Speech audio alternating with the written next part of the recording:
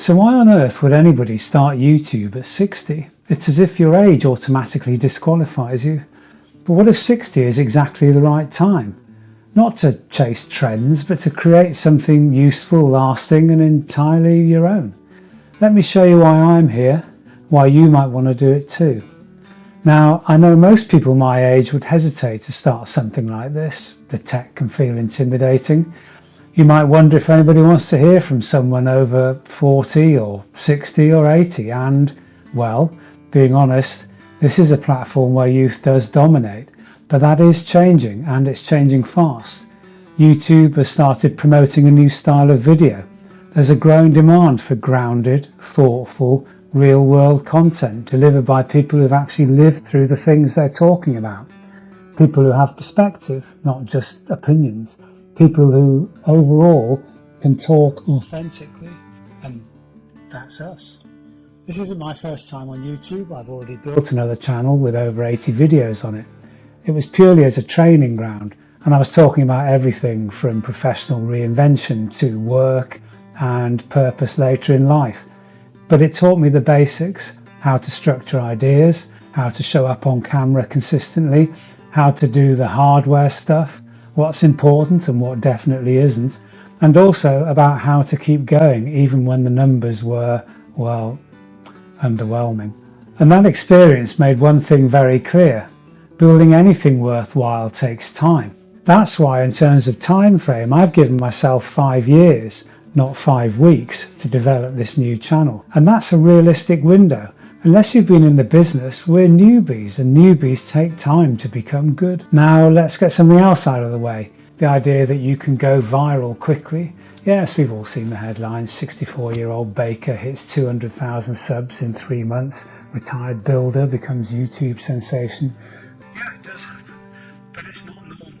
These people are outliers, but they do tell a seductive tale. I mean, it's like winning the lottery. It'd be lovely, but it's not something you should plan your life around. If you go into this expecting a rocket ride, I'm afraid you're going to burn out and fast. If you compare your progress to those stories, it'll seem like you're failing, when in fact you're building exactly as you should be. That's why I have a 5-year mindset, not because I'm patient by nature, far from it in fact, but people of our vintage know from experience that meaningful success does tend to come slowly. So, to lapse into a bit of business speak, what exactly is the objective of all of this?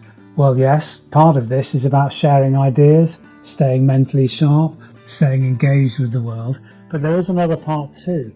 Down the line, this could become a platform to support other things, mentoring, advisory work, maybe more structured guidance, but I'm not there yet. This is the groundwork to at least get that on the agenda in the future. But I'm just not pushing that side of it hard yet. Though contact me if that interests you especially. But I am planting the seeds now. I've spent literally decades in consultancy and business, and I know that trust does take time to earn. I'm not trying yet to market anything. I'm simply showing up, sharing honestly, and seeing where it leads. In the spirit of expectation setting and honesty, there's something else that no one tells you at the start. YouTube can be frustrating, especially early on. You spend hours creating a video, it gets 28 views. You write a thoughtful script, honing every word. The algorithm barely notices. That's the part where most people give up.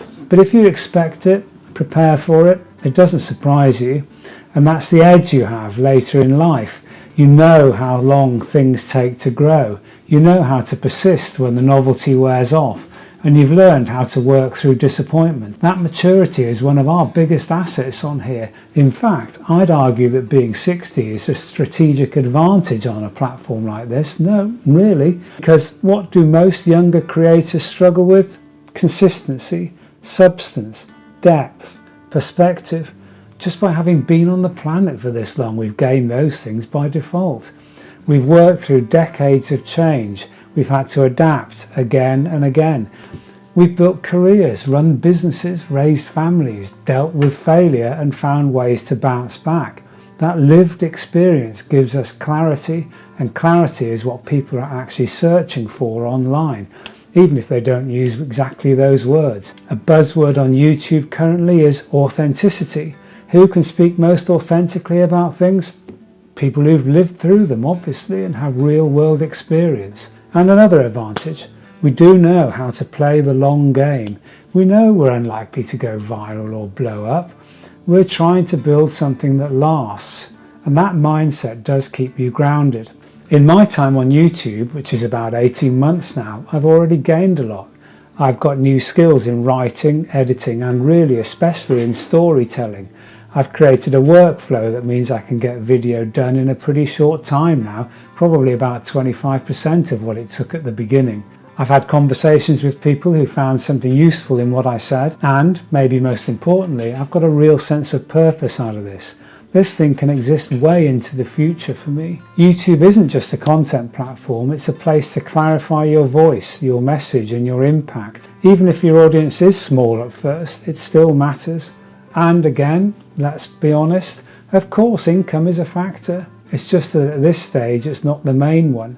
I'm not expecting this to replace my full-time consultancy salary anytime soon. I don't have an expectation of significant earnings, at least certainly not until the bedrock is in place, but I do see this as a foundation, a platform that might support mentoring and advisory work down the line. Not now, perhaps later. There's nothing wrong with including income in the mix as long as it's realistic and not the sole driver. So, why am I saying all this?